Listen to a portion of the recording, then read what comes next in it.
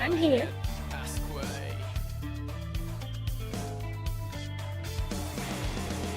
I do.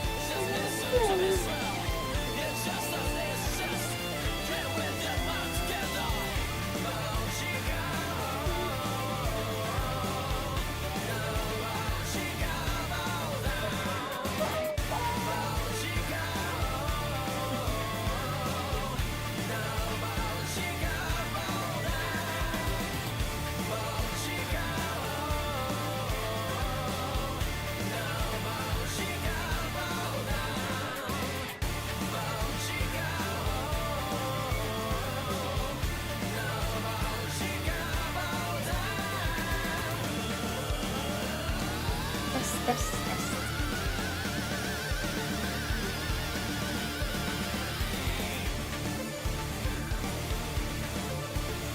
Let's see how it goes today, right?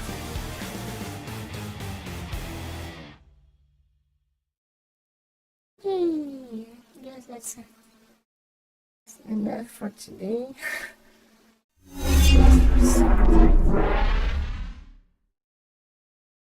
I'm already late. And well, let's start with testing the scripts, right? Let's find solutions.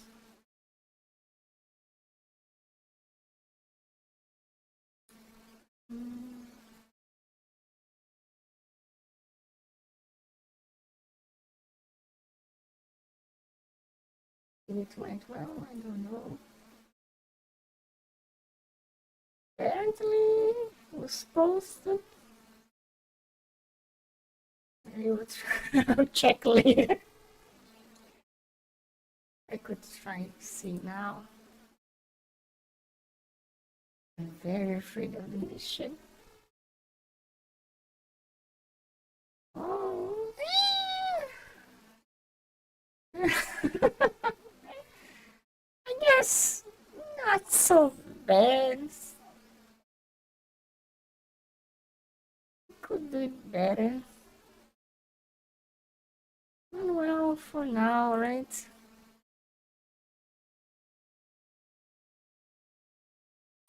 Who knows? Let me see how it was posted on all my socials. Hi, I'm known, by the way. If you don't understand what is happening, I'm just tested a script of mine to post on social media, warning that I'm live. And just checking to see if it went well. Apparently it did. Yay! Good way to start. Way better than last time when everything crashed. Crashed. The first time that I went, and I went back to stream, right? It crashed. Crashed OBS. It was a thing. My camera now is working. And it won't discharge. That means my camera's phone, right? It's not perfect because, well, I went with the default settings. Like last time I tried to do perfectly to my face, right? Right? So well, I discovered that it's good, right? I can do a pretty good job at my face to a certain position, right? But if I don't put my face exactly where it was when I calibrated, everything goes to hell.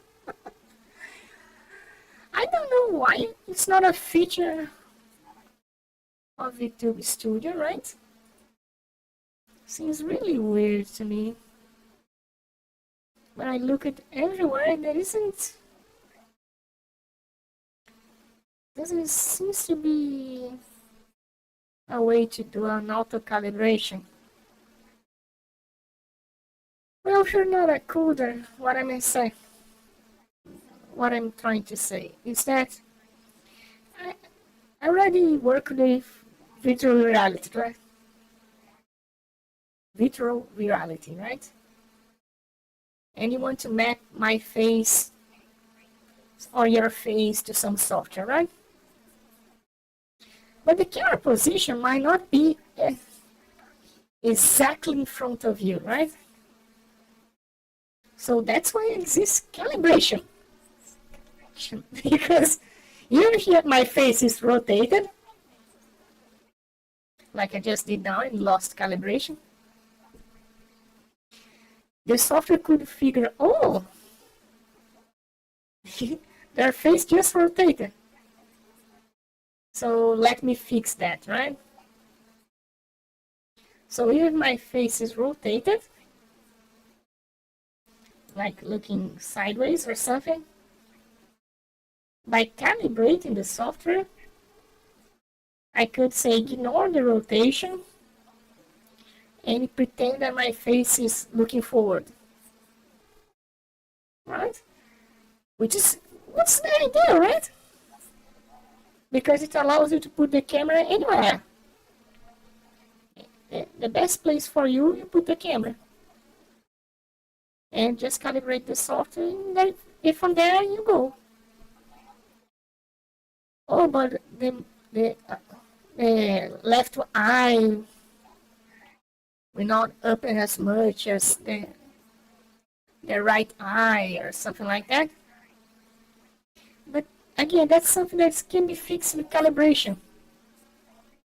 Even if the eye and closing of an eye just take like 10 pixels and another takes 30 pixels, you can fix those ranges to make it it look like they are both have the same range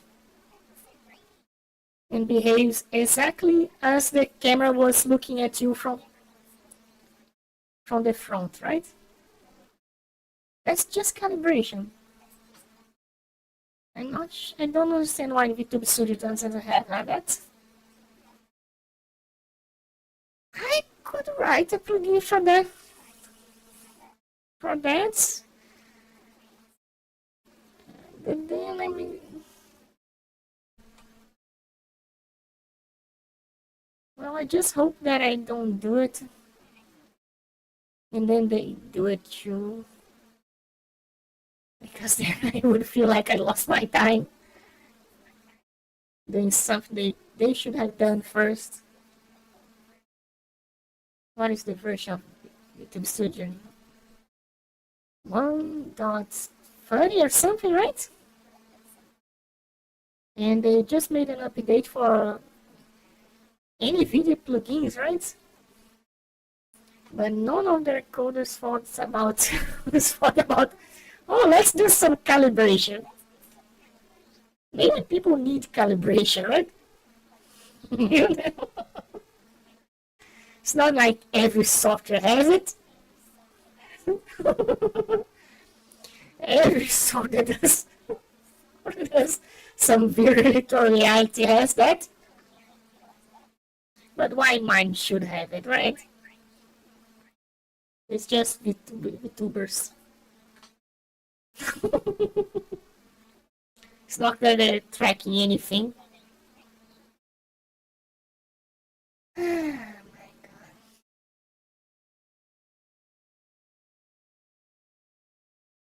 Let me try now the second script.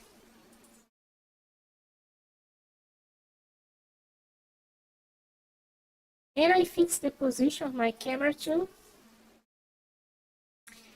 Yeah, I still have some calibrations to do, right?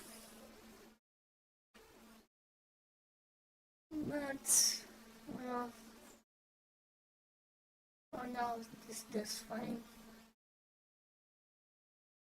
This. Let me see what will happen. I tested again just before streaming to see if it will work. And it should work, I hope. Subtitles and the transcription and translation. I cannot really see what's what's going on OBS Studio because my camera kind of hides it. Okay, just started now. I'm not sure it will take too much to go.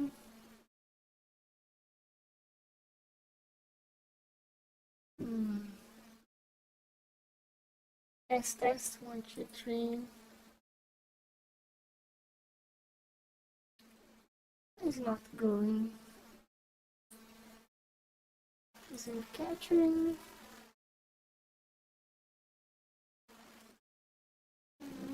Seems to be working.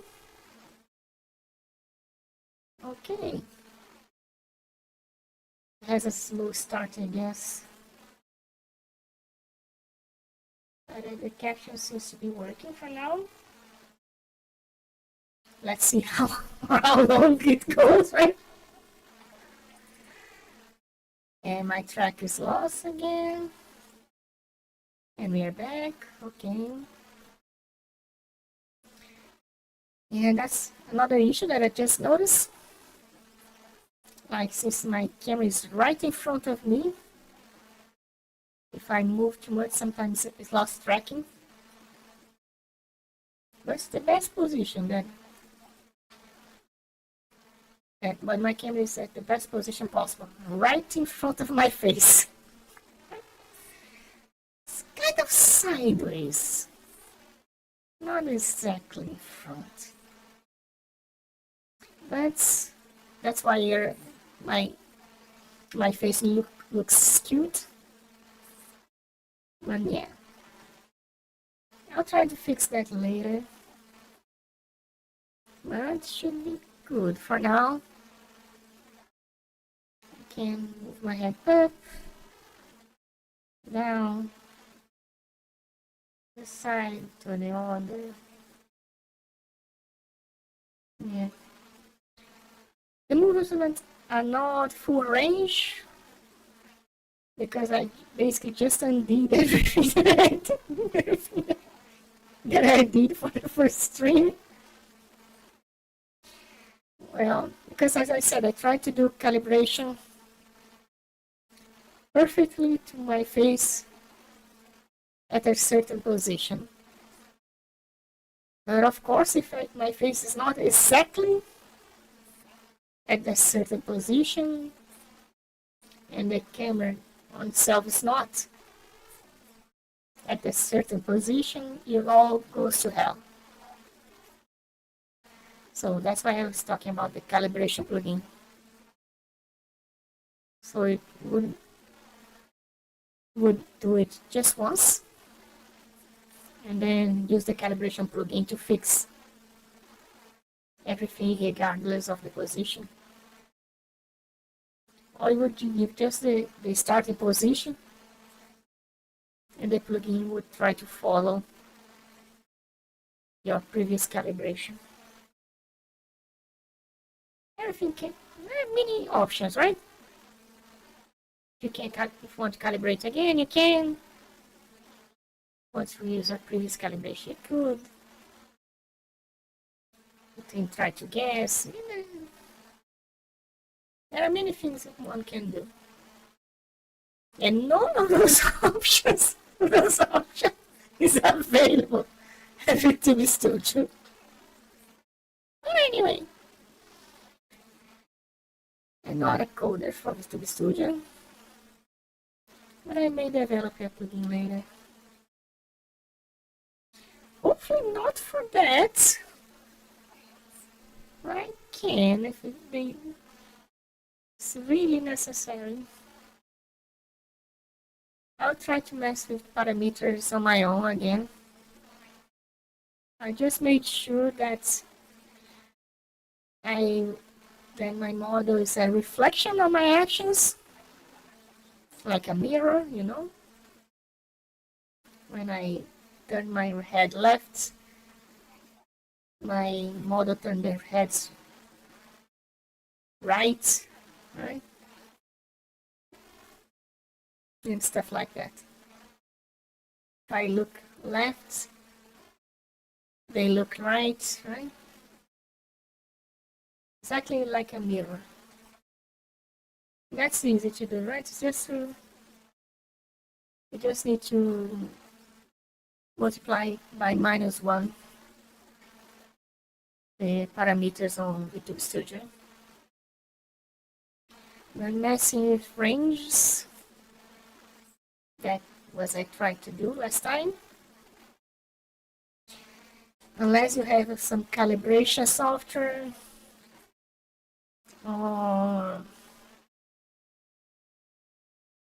you put your face exactly the same position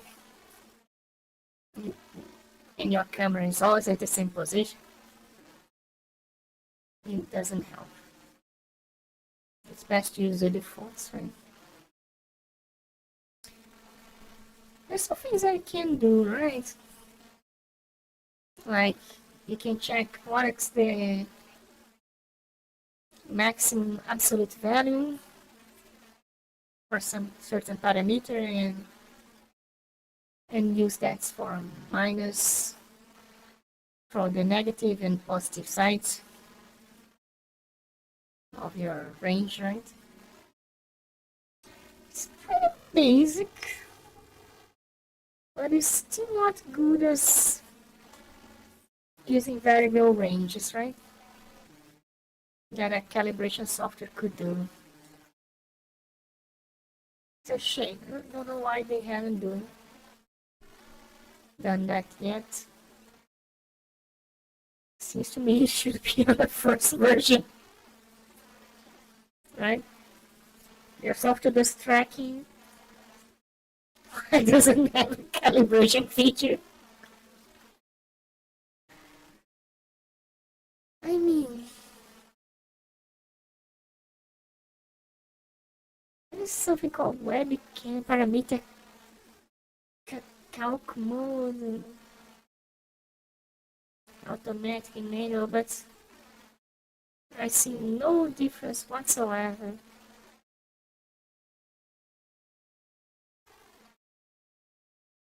Anyway,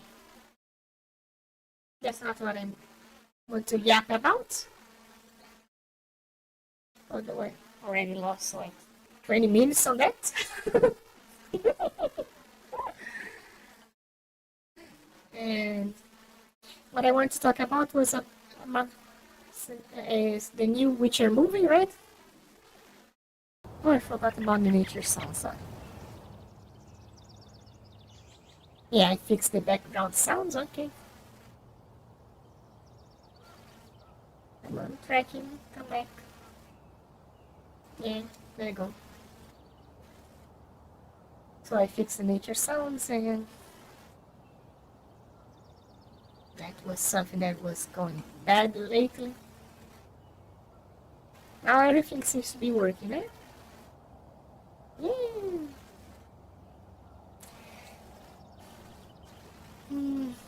What I was doing last time, I was doing...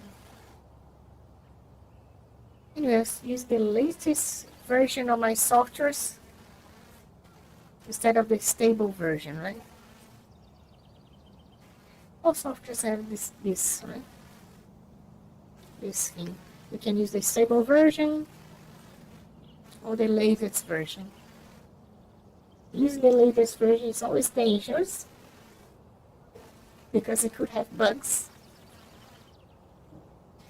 And the bugs they can fix, but haven't been fixed yet for one user or another.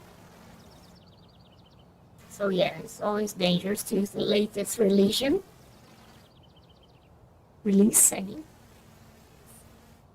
you should try to use the latest stable version, right? On every software. To create, unless you are a developer or you're trying to do some beta testing or something like that to help the developers, right? But if you're just a user, always go for the latest stable version of every software. Anyway, so I was watching the Witcher movie, right? I love Witcher, I love Geralt. So the movie was released 11th February. And it was pretty good. It was kind of Little Mermaid story. Right? The human in love with mermaid people. And of course, their parents don't approve their relationship. So there is kind of a Romeo and Juliet kind of thing, right? And of course there are many fights because it's a Witcher movie, right? But the main theme is a love story, right? Although Geralt is running from her love. His love, I mean. Jen, right? If you don't know, Jen is the true love of Geralt. I don't care about that, right? Let her do. Be just an imaginary friend. Or something. Anyway, a part of it is a love story between those two. And one thing that bothers me in these movies that have royalty, right? Is that you always see soldiers dying left and right for their kings. And they never really pay attention to much why they are dying. I always do. And I always find intriguing that soldiers don't think why why am I dying? Just to protect the daughter of my king or because their father is jealous that I should die to stop two people from falling in love. And they say, okay, that is an order, right? Let's go and die. Die. It disturbs me profoundly.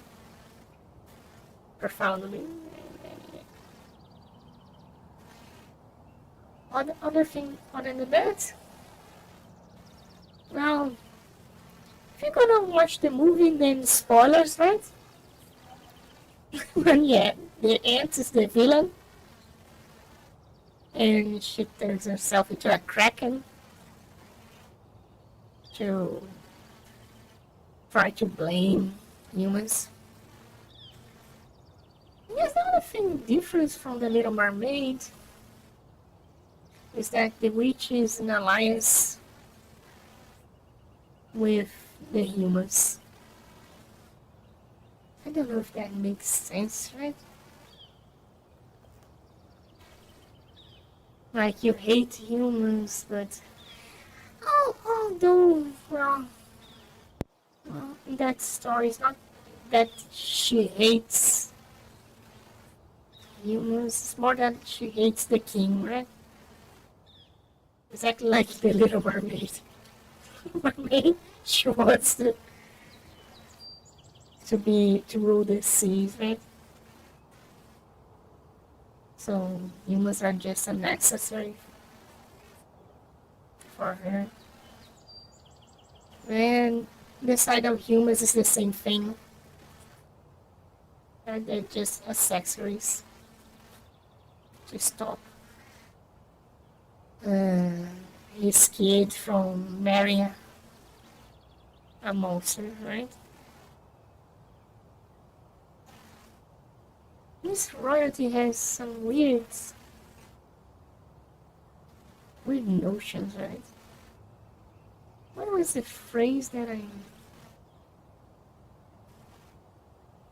Oh, yeah.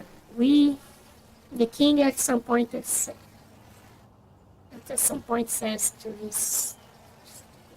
his son, like, oh, we royalty must marry for duty, right? And not for love. And I was like, well, that's not really true. But I get that many kings have done that in the past, right? To create an alliances, right? So let's get married with a bunch of different princes from different kingdoms to expand our territory. But that's not standard practice, right? Most kings just fight like some sort of Putin, right? Yeah, you can see right now. It's a good example, right? Right now, Russia is at war, right? Because Putin wants to more territory. Of course, all kings want territory. The difference between president and king is irrelevant. To me, I don't care if they were elected or not. If they act as kings, They are kings. So even Trump can be a king if they act as kings, right? I myself am a queen, so so I see no problem with that. But then I have no power over you, right? You should worry about the kings that have power over you, not me. Although I can get king, queen of your heart, right? I hope so. I hope so. Anyway, I'm not on my level queen, don't worry. I'm kind of a witch, but not all witches are bad either. Watch Wicked if you don't know what I mean. Not a good movie. But anyway. So yeah, marrying to acquire territory is not standard practice. That's why I cited Putin. Because Putin could have married, right? Let me made my sons or daughters, whatever, marry into to try to conquer territories or something. I know it's an election, right? But I'm trying to simplify things, but he could have said, I don't even know if he has kids, does he? But if not, then he could have kids, kids, send his kid to grow up on whatever territory that he wants, to then he could support them to become politicians there, right? And then to be elected. And when both are elected in all countries he wants, then he could propose a unification of some sort. But it's a very long run process, and he wouldn't have really control of his sons, right? Which is the same issue that kings have. Even if you marry your son to some daughter of some territory that you want, you can't really control your kids. That has happened many times in history, right? Once your kids become kings or queens, they pretty much don't care about obeying you. Even if technically the territory is yours, it kinds of creates a family issue. So most kings prefer to just conquer the territory, the territory by force. That's has been true in history, right? That's human history. I'm just a bystander, and that's not sure I will enter to history sometime soon. Maybe, right? Depends on what I develop as a coder. But realistic not. Some coders got into history, okay? Like Turing. What? Even Ada Lovelace, right? Although she doesn't do any famous code. But yeah, most famous algorithms go into history and become known, at very least among other coders, if not by humanity, right? Like Curie is so famous that even lame people know him, right? There's a movie and there's things like that. The same thing why like with Tesla and Edison, right? I know they are engineers, not exactly coders, but I'm just trying to use examples of scientists. Scientists becoming famous in history is rare, right? You have a better chance to become known among your peers, right? If you've developed something that's really significant. It's not about publishing a paper, because, well, the issue that I have with science nowadays is that we focus too much about publishing papers and not too much about the contribution. Like, many papers that are published nowadays could be just an assignment for some classroom. You know, why are you using a paper to do that? Just to, you want to become known, right? I did something with the AI. Look at what I did with AI. It's completely useless. Any kid could have done it, but yeah, let's publish it. Let's publish another paper. Because journalists publish any paper with AI. Anyway, I'm deviating from this story. I was talking about kings and queens, and that marriage is not really a way to unify kingdoms. Although, if I was king or queen, in this case queen, right, of this realm, right, because in the movie it's the king, right, that is doing all stuff. So if I were the king in the movie, then I would love the union, right, between my kids, right, because then I have an alliance with mermaid people. I could control the seas too.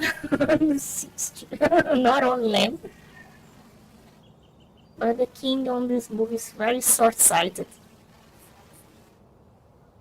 I don't get it why, anyway. And I don't want to give too much spoilers either. But in the end, love wins. And the couple stays together. And since some of you still live on Valentine's Day, right? And yay, Valentine's Day! It's a good movie to watch with your special someone. It's like,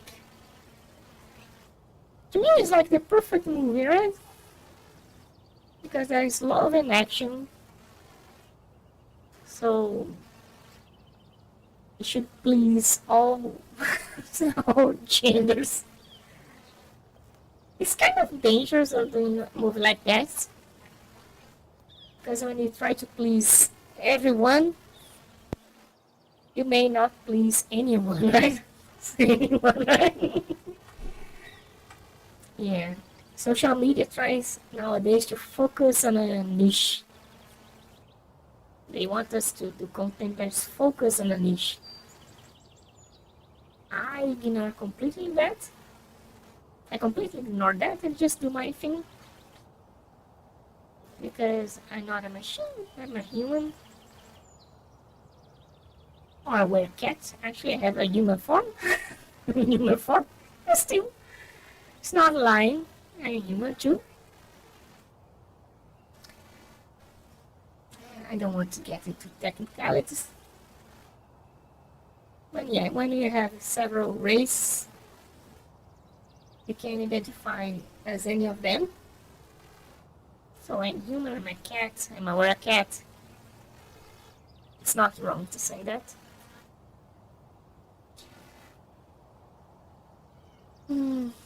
Or if you don't understand, it's like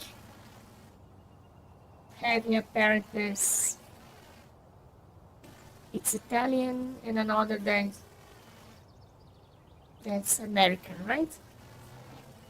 So technically you are European and also American, right? You are Italian and American,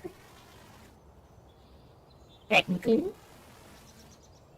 And you can even choose your nationality later at a certain age. To me, but it's bold to make children choose. It should be both, right? But since there are governments, right? And governments don't agree with each other, that's why they force children to choose, or adults to choose, whatever. But forcing you to choose a nationality proves they are incompetent. They are unable to deal with other countries' laws and regulations, right? There's really no issue to have two nationalities. But some countries force you to choose. You should have just one, right? You cannot have two alliances, or else if you go to a war, right? Which king you obey? That's the real issue, right? That's what they are trying to hide. Because if there is a war between the two countries, which one will you support? Or you become a spy for both? That's the true issue, right? Of course, they are hiding beneath the bureaucracy. And I hate bureaucracy. And I despise even more laws of any kind. I think laws should exist only to protect citizens and the best interests. Anything else is just bull.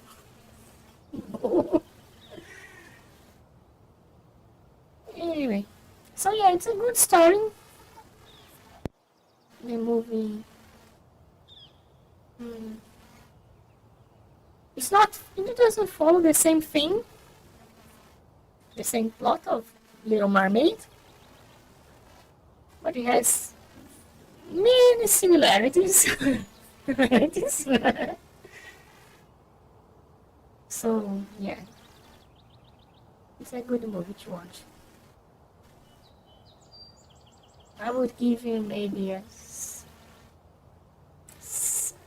I don't know, a 7 or a B, right? A B minus.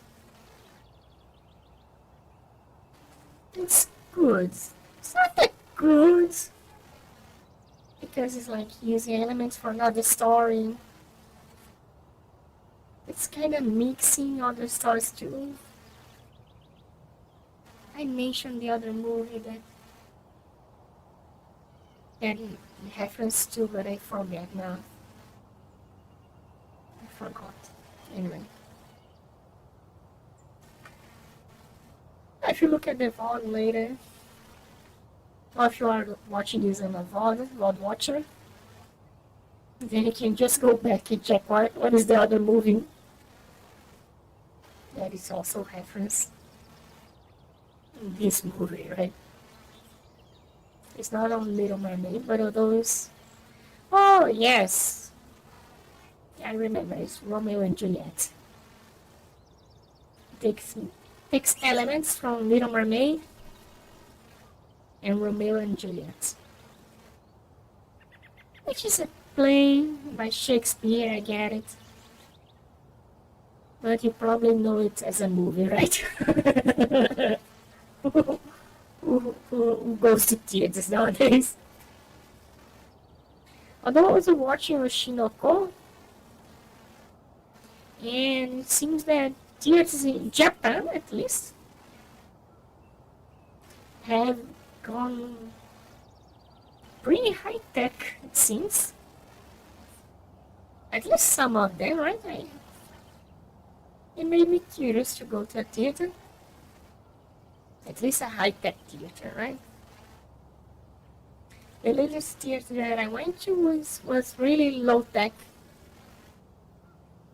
I already went to theaters, okay? I went to theaters, okay? Despite my joke, I already went to theaters. And, well, I avoid them, honestly, because in theaters, if you have never went to one, sometimes actors and actresses want to interact with the audience, right? That scares the living shit out of me. Like, dude, I just want to play. I just want to watch the play. Pretend I'm not here, please. Please. Oh, take someone else. Leave me alone. It always scares me when they try to come close. And they do. They walk between the audience. Like they want to make the play more interactive. I get it. I really get it. But for introverts, it's like, oh my god. And you start to panic. You start panic, you start to hide your face. Please don't look at here, please don't look at here. Ignore me, ignore me, ignore me, ignore me. And that's why I avoid theaters. But then, even despite my fear, I would go to a high-tech theater because I'm curious. The first time that I saw it was on Shiroko. Right? And, you know, well, it seems to be interesting.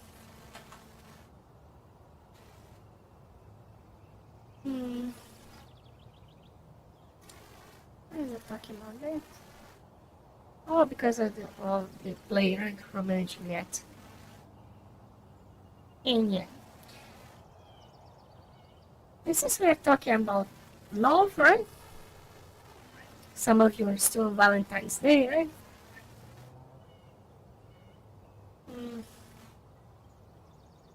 What could I say about today? About love, right? No, I talked a little bit yesterday. There are 4 kinds of love, right? 2 I'm okay with. The agape love and the storage love. I don't know if the pronunciation is correct. But it's the love that is shared between family members and between a deity and their servants or followers. That's fine with me, okay? That kind of love. It's not parasocial, no. It's perfectly fine with me. The Eros kind, which is kind of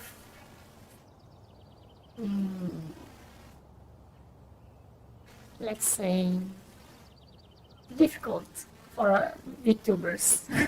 VTubers. And many consider it to be parasocial. don't care, but I prefer to try to look for someone that you can touch. touch. And you probably like it better, right? But other kinds of love is fine. There's even the friendship love, right? The philia. But I guess I could be friends with other VTubers, right? Between you and me, my VOD watcher or follower, it's hardest for us to be friends.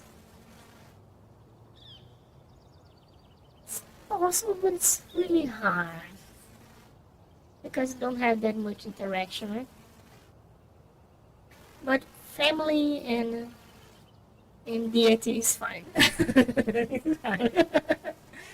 You don't need to be content with family or your deity to have love for them.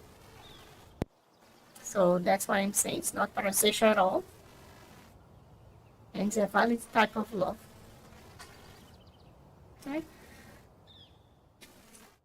Anyway. It's not like I'm a master of love. Well, I probably had many relationships. At least much more than the regular VTubers. From what I've seen. Of course, there may be others way more experienced than me. Please don't understand like I'm saying like I'm a love guru or something. I'm not. I'm pretty weird.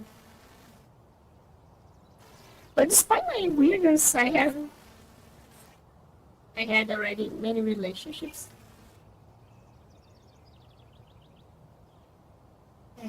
Well, I didn't need to fix tracking. That bugs me. And my eyes is not always in sync. But anyway. And I close just on my know. Even making my eyes to be in sync, then it doesn't make them to be in sync. I have to look there later. Yeah. Well. I would say that I'm pretty girly in terms of relationships.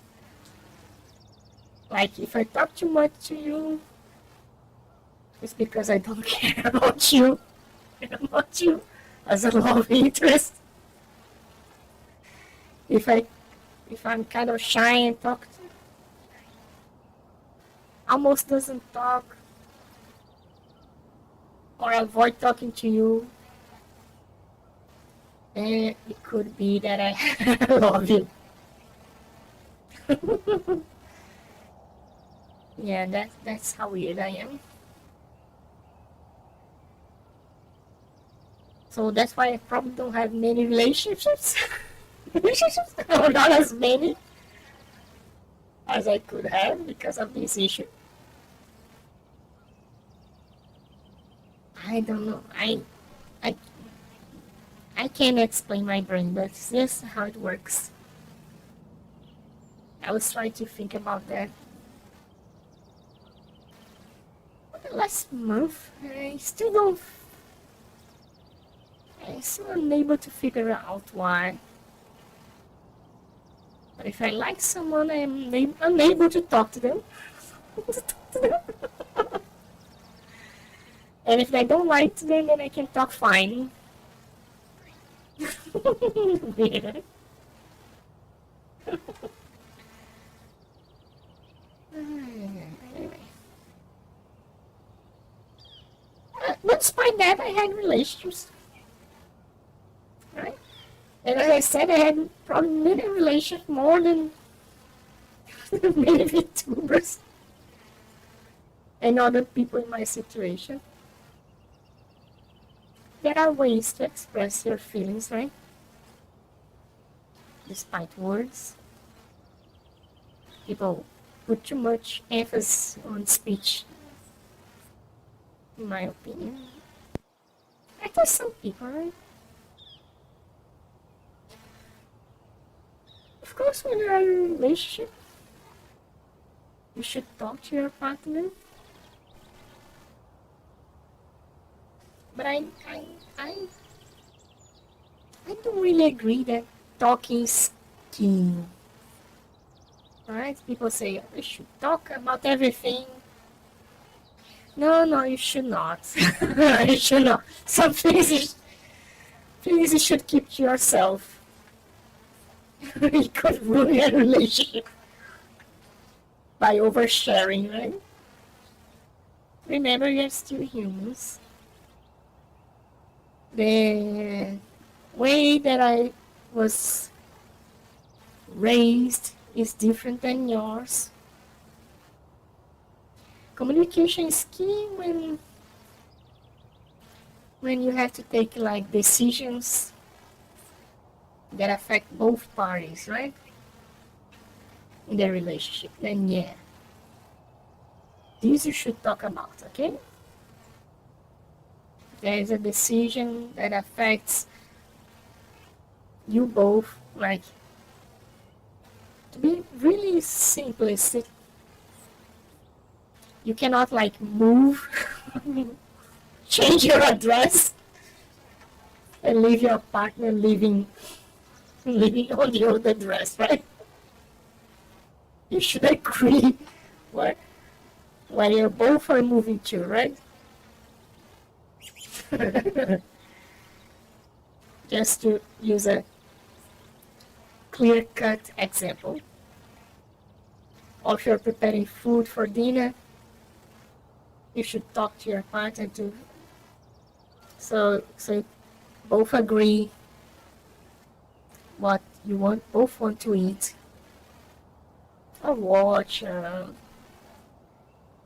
long as it's an activity that you both want to do together, right? It should be discussed. And what kind of thing you should not share? Maybe some stories about your past is unnecessary, like previous relationships. A good example of kind of thing that you should never share with your current partner. Previous relationships. Your current partner for sure doesn't care. Doesn't care. I don't want to know what you did, how you did, and with who you did. That doesn't matter. I guess the one thing you should maybe say is the name of your previous partners, right? And if you meet them at some place. Why? Because somebody may know and may tell your current partner. If your current partner learn from others what you should have said, then you are in trouble, okay? So if you see your past relationship on a party or something, you should say, oh, this is an ex of mine. Or something like that, okay?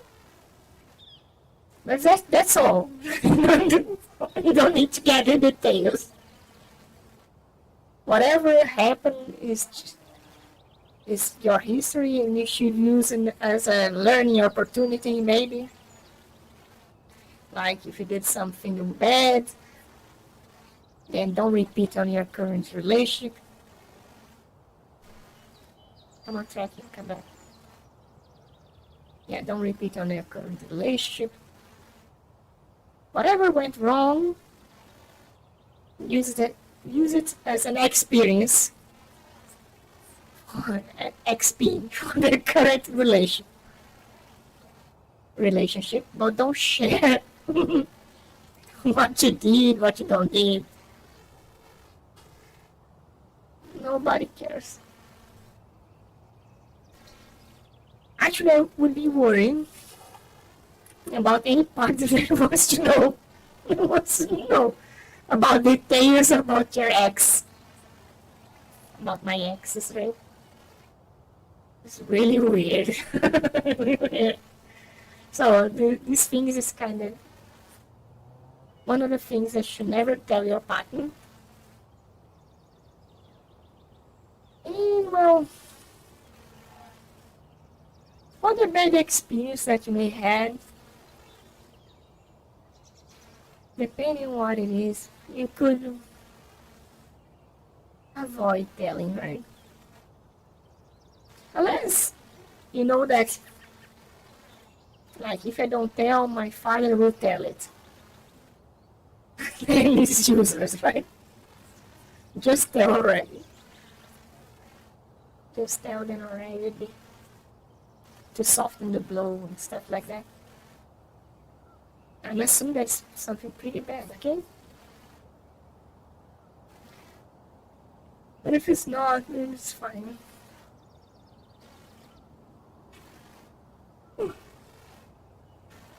And another thing that goes on your mind is also something that you should say. Right? Process in your brain whatever you're trying to say. Who am I with? How would they take this information?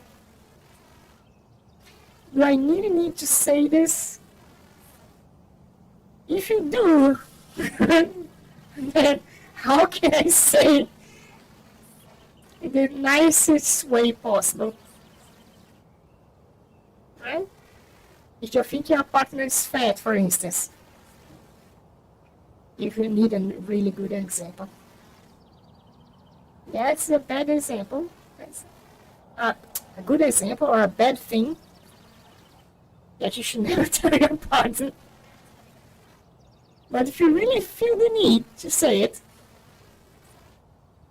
because you're worried about their health or something, or you're gaining weight, something like weight, like you want to say something like this, right? What is the nicest way that I can say it? Say it. And good luck with that. I would avoid this kind of thing if I were you. My experience says to me there is no good way to tell someone that.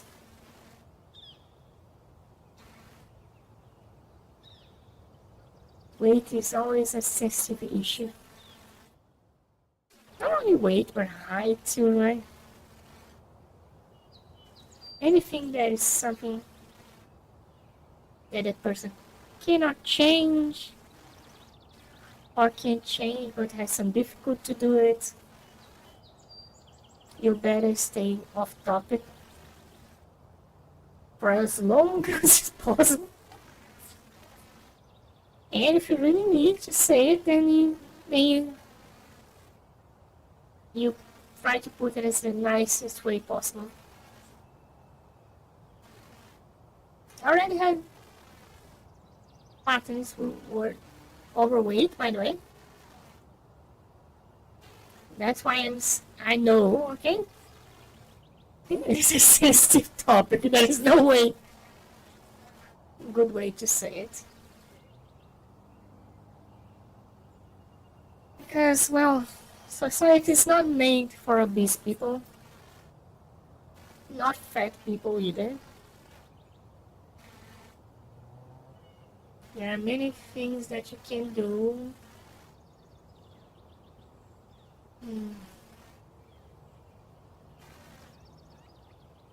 I'm saying this because some people felt the need, right, to say. And some people really think they are helping, right? Or they claim to be helping, right? But to give you the motivation to You should to lose weight or something. No, you're not. You'll probably make the person depressed, or even considering harsh alternatives that they wouldn't if you hadn't brought it up. So yeah. If that's an issue for you, then don't have relationships for people who are overweight. That's all. But you're not helping anyone by pointing out whatever weight they have.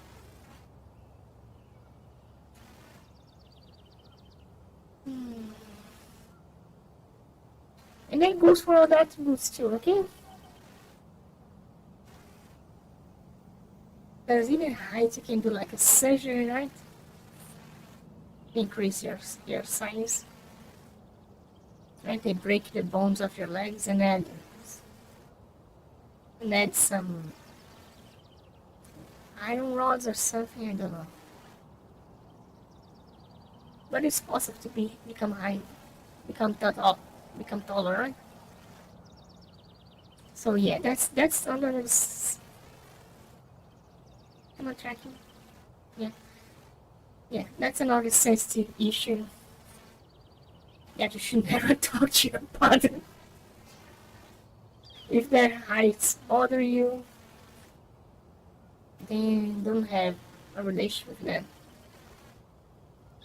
Because they are too high, they are too tall or too short for you. That's something that you never say.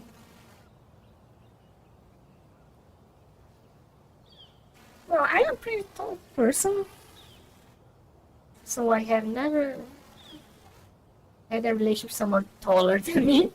Taller than me. You are all shorter than me. So far. So yeah, even that is still a sensitive topic. I find that people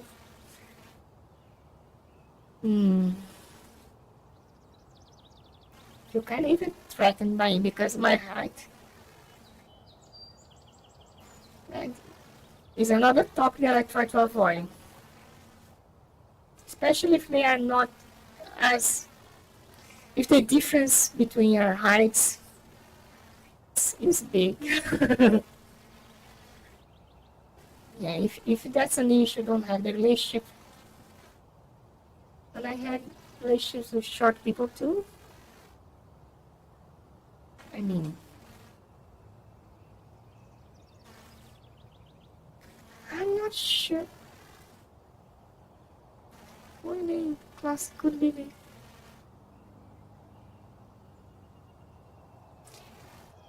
I don't want to use the word because I know I don't want to be offensive. If you made it offensive. In my mother tongue, it's not. But I'm not sure if in English it is. But there is a threshold, right? And below it, you are considered. You have another classification, right? There is a range which is considered normal height. Normal height means that it's frequent.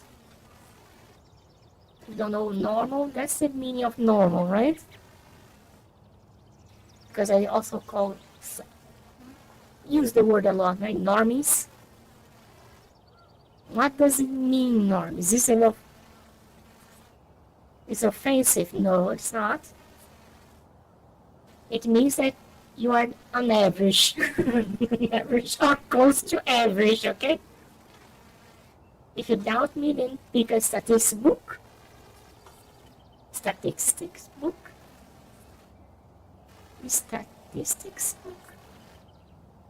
There is something called the normal curve and the mean, which is the average of an attribute, like for instance height, right?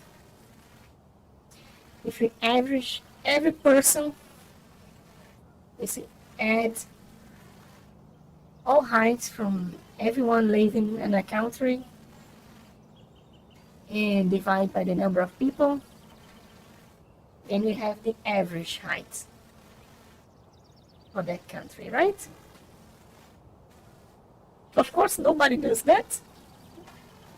But there are some statistical methods that we can discover what is that height, okay? Even if we don't measure everyone, there is a way to discover that, okay? And once we do, then we can also define an interval and say, well, people in this range, from this range to this range, are considered normal. What it means to be normal? It means that about 60% of the population have their height, okay? Have their height between that range. Let's say that the average height is, I don't know, 1.5 feet. Okay, then you can have like a standard deviation of 2 points, 0.2, right? And anyone between 1.3 and 1.7 is considered to be normal on average, right? On this range, okay? They constitute like 60% of the population. And below that, they are considered, they usually have a name, right? Below that or above that. And outliers too, which is usually 3 deviations, 3 standard deviations above or below the average. They also have names. If they don't have names, they are considered outliers. Outliers, they already have a name, right? So yeah. So I'm saying that I never dated anyone taller than me. So far, only shorter. And really close to the 3 standard deviations. It's below the average. That doesn't bother me. But if it does bother you, then don't date them. Okay, it's simple as that. Point these things out. Point the physical attributes of your partner usually is not a good idea. Unless you're trying to compliment. Compliment is always good, okay? But if you're not trying to compliment, or you're trying to suggest that you should change something, you should always tread carefully. Your relationship may end. And all this kind of stuff. So we have already 2 talks that you should never say to a partner, okay? Previous relationships and the physical attributes of your partner if you're not stating a compliment. And don't try to use a fake compliment, okay? If you pick a short person and say to them, "Oh, you're so hot, tall today." That's not a good compliment. And they would see it as a irony, okay? Like you are joking about their height, okay? So, even when you do a compliment, Be mindful. Mindful of what you're saying. If you don't know how to be mindful, did you use the default? You're so beautiful. I like you. Whatever from you. Right? But don't exaggerate. Either if you exaggerate and could misinterpret. Is there another thing that should avoid saying? There is, of course there is, but I'm not sure if I can remember right now.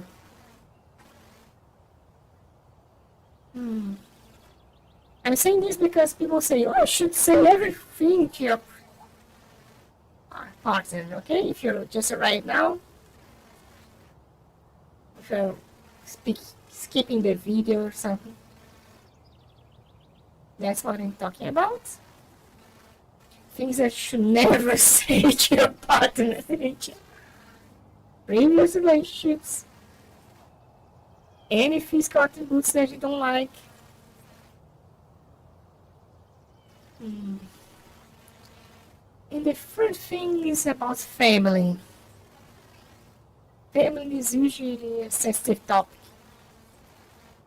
If your partner talks bad about their mother or some uncle, you should probably avoid joining, you know. They are complaining for whatever reason, you should just listen. And you can agree, of course, and stuff. But don't try to join in. Join in, like, add your inputs to the situation. Because you might create an issue where there isn't none. Right? If you don't like your partner's mother, you probably should keep it to yourself. Because they may like their mother, right? Regardless of what they are saying, they may still like their mother. Remember, they have spent more time with their mother than with you. Then, whatever reason they are complaining, they are justified in doing it. But doesn't mean that you are also justified in doing it too. So yeah, if you want to complain about family, complain about yours, it's fine.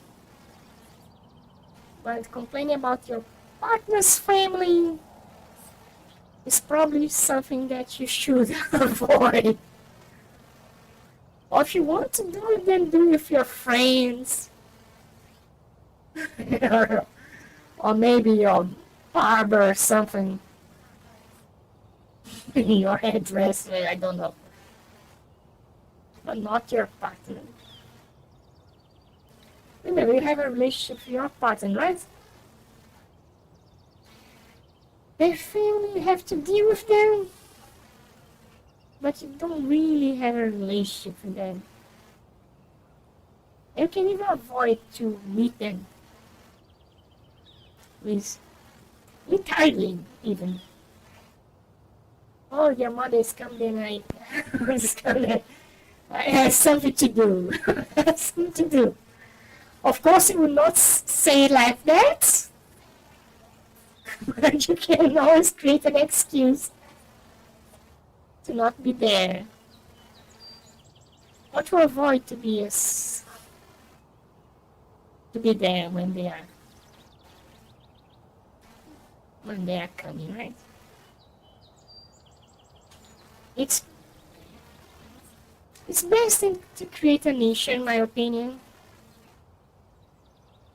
Of course, that's my opinion on relationships, of course. You may disagree, you may think that's something that you need to work out. think that's something you can, really. Because remember, whatever relationship they have with their family, they have spent more time with their family than they have with you, right? Since birth, they had their father, their mother, brother, aunts, or whatever, right? And you are the new person. Unless your partner is the new person in your family too, right? So yeah, that's a sensitive issue that you should probably avoid talking. Unless your partner says it's okay, right? If your partner says it's okay, I don't mind, call my mother a B. A B. And if they say, okay, you go ahead. But unless they explicitly say that it's okay to curse their parents, so their family, or complain about their family, don't do it. The safest thing is to keep your opinions about family members to yourself. Unless your partner asks, of course. And even if they ask, remember, you should process it in your brain. What is the nicest way that I can state my opinion about her uncle without making her mad? She knows her uncle since she was a kid. I'm just arriving. What can I say? I should tread carefully. Alright? So that's my gift for you. Since it's Valentine's Day for some people. 3 things you should never say on a relationship. If you want to say it, then tread very carefully. Because your relationship could end. Past relationships, physical attributes of your partner that you don't like, and their family. Okay? And the things that you should always talk about, I guess the most important one that you should always talk about are things that affect both of you. If something affects both of you, you should always discuss it. That's the main thing, okay? If you want to avoid the issues in your relationship,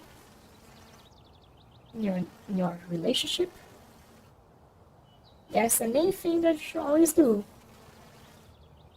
Does it affect only me? Or it affects me and my partner? Or if it affects me and my partner, then I should discuss with them before doing anything. Okay? And have a happy relationship and a happy Valentine's Day. Watch The Witcher, and if you're a gamer, then you could play. I put 2 games that you could use. You could play today or if it's still Valentine's Day for you. I guess I can only remember Marvel Rivals. But there is an indie game too about relationships. That is good. I added on my Twitter. You can look for that. Look for it there. And I guess that's enough for today, right? 1 hour of yapping. We should probably play the game, right?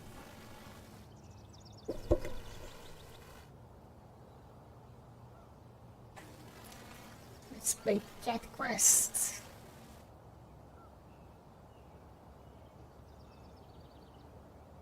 Start the game.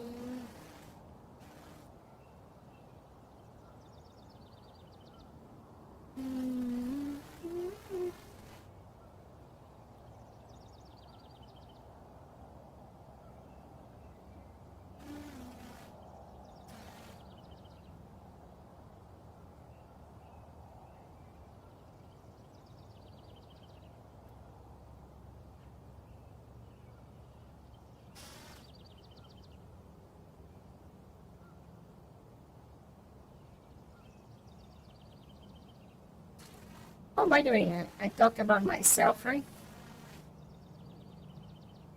And that I have issue talking to people that I like. Doesn't mean that that I don't talk to you. That means I like you. No, okay. I don't want to create misinterpretations. It just means that I might. Not that I for sure like you. I may also not like you. I avoid people that I don't like to. When I talk to you, it means that I'm neutral to you, okay? If I have no issue to talk to you, it means that I'm neutral. But I may like you or not.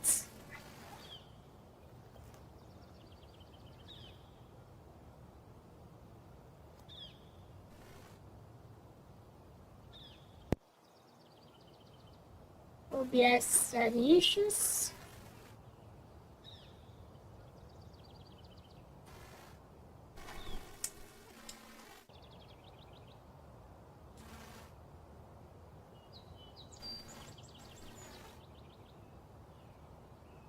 I don't know why OBS is having well, the GPU is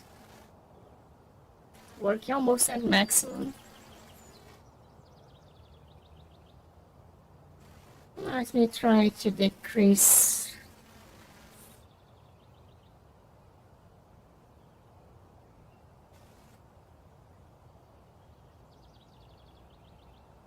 Is there anything that I can decrease? And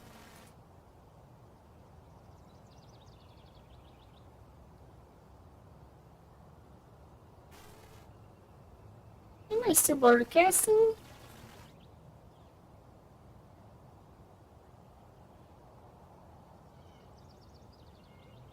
Or did I fall?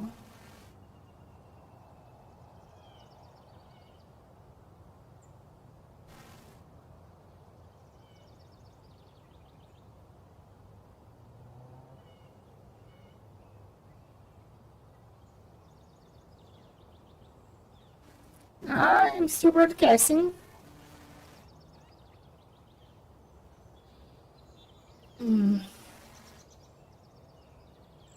That's an issue because I can't change the scene on OBS.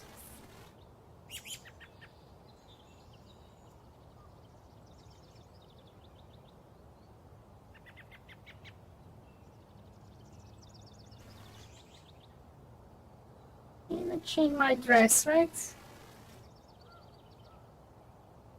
Yeah. Did you change it? It's updated.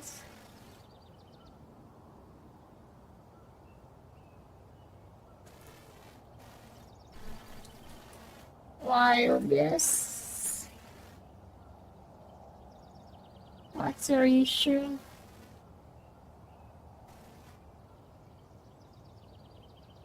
Let me quit the game, for instance. Let's see if the OBS returns.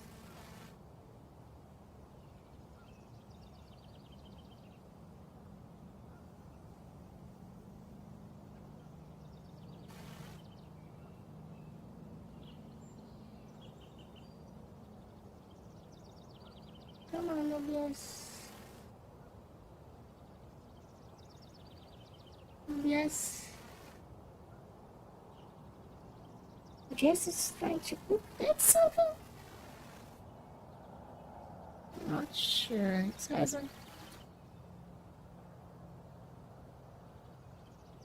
what can I do?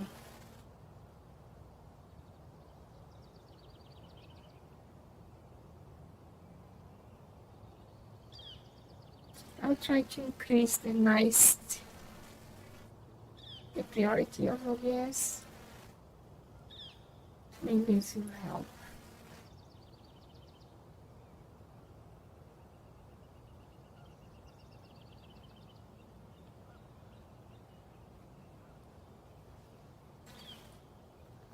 There's OBS. Here. No, it's not here.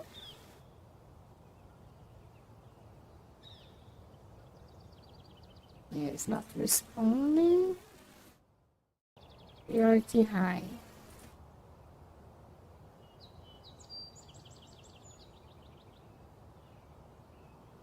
Let's see if this helps.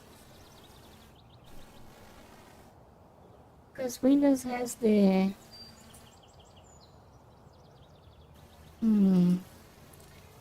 bad issue of practice of putting things on low priority or kind of hibernation mode. Like they think that I'm not using OBS when I am. I cannot show my task manager right now, but there are many things on low. Let me set them all to high. And it seems to be helping. Since I can already move. Right?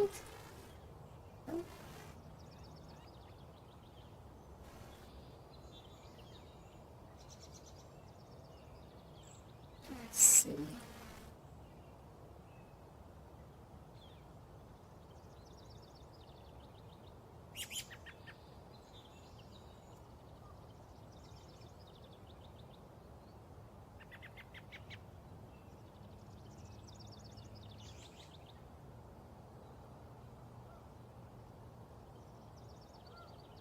There's an OBS browser page.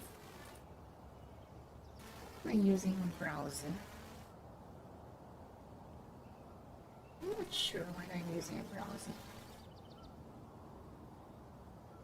Oh, I think I know what may be the issue.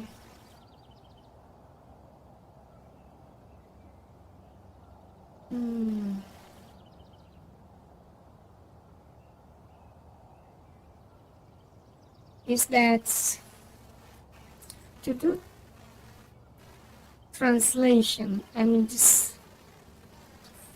using threads, right? But I did not control how many threads I was generating.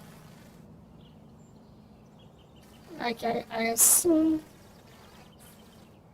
it would be fast enough so that not many threads would be on memory. Not many threads would be on memory all the time, right? But maybe OBS is not being able to keep up. And the number of threads is growing too fast.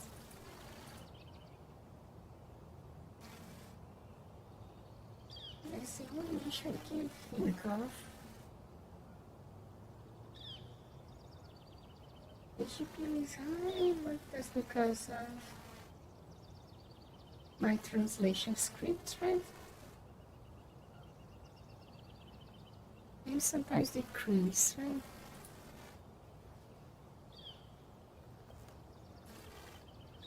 What can I do?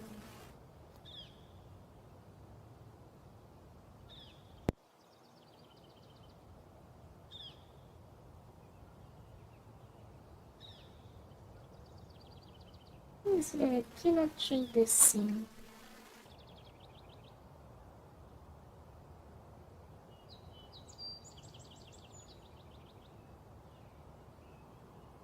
It's not Visual Studio.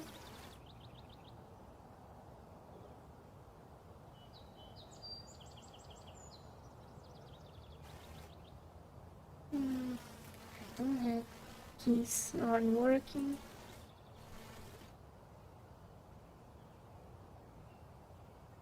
I turn off the game. Give the control for a second.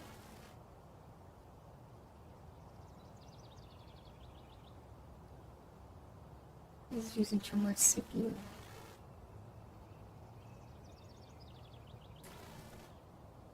It's OBS. OBS is using too much CPU, right? Not that much either. It's like 10%. But for some reason it's not giving me. It's not allowing me to interact with it. They say it's not responding. But I am broadcasting, I can see on Twitch that my script is working, my tracking is working. So it's like only OBS that's locked. And there is no reason to, right? Because threads, although threads on Python is like use a GIL, right? Use a global universal lock. So that's why I'm guessing it's because of the threads. So it's working, right? It's doing the translation, it's doing the transcription, but I cannot, it doesn't give me time to interact with OBS. If it does, it's too little. Thanks for the follow. If it does, it's too little, and I can't mess with the menu while in this short while that I can. So, what I would do, I guess I'll stop streaming and come back with the game, okay? Yes, this is good because it's divided, right? My yapping from the game. But I will need to stop because I cannot interact with OBS. OBS. OBS is not responding. I try to increase the priority, it's not working. I guess I'll have to do some thread management. Thread management later. To avoid this. Or maybe I could use a pool or something. Like the consumer producer pattern, something. For the translation, right? Because for the transcription, I use a circular buffer. And it seems to be doing fine. So the only problem is very likely the translation. The script thread that is blocking OBS. Okay, so I will stop, right? Just a second. Then I'll come back.